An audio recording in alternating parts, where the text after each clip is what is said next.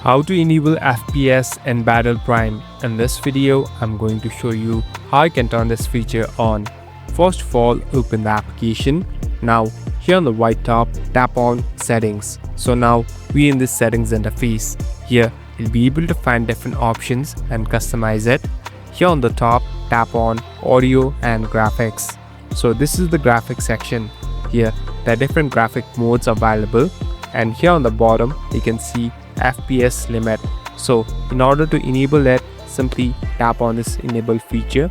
So after doing this, there will be a smoother gameplay and even the graphics will be better. So you can simply go back and start playing the game now. Thank you for watching this video. I hope this video will help you.